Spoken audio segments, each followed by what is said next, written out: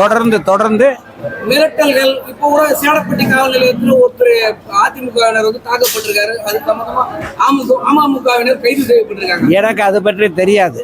உங்களுக்கு அது மாதிரி ஏதாவது மிரட்டல்கள்? எனக்கு தெரியாது. எங்களை யாராலும் மிரட்டவும் முடியாது. நாங்கள் அஞ்சா நெஞ்சம் படைத்தவர்கள். உதயகுமார் ஐயா கேளுங்க, அஞ்சா நெஞ்சம் படைத்தவர்கள். மாவீரன் எடப்பாடியாரனுடைய பாச பிள்ளைகள், பாச உடன்பிறப்புகள் நாங்கள். எங்களை யாராலும் மிரட்ட முடியாது.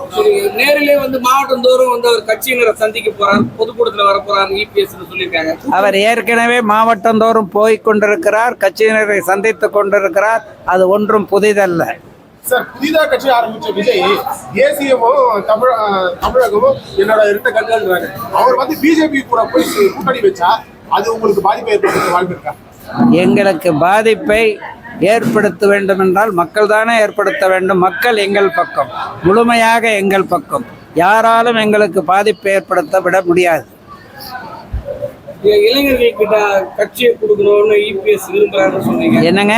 இளைஞர்கள் கிட்ட கட்சியை கொடுக்கணும், முதியவர்கள்லாம் ஒரு உதவிகரமா இருந்து கட்சியை வலுப்படுத்தணும் அதிமுக. அது என்ன தப்பான கொள்கையா? கொள்கை தான். இதுல மேல் மட்டத்திலிருந்து இந்த மாற்றம் இருக்குமா?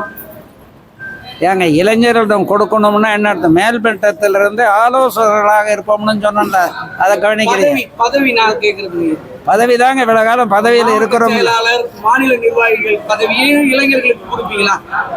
இளைஞர்களுக்கு கொடுக்கறது இருக்கிற பதவி தான். அது முதியவர்கள், இளைஞர்களிடம் கட்சியினுடைய பணிகள், பதவிகள் ஒதுக்கப்படும்.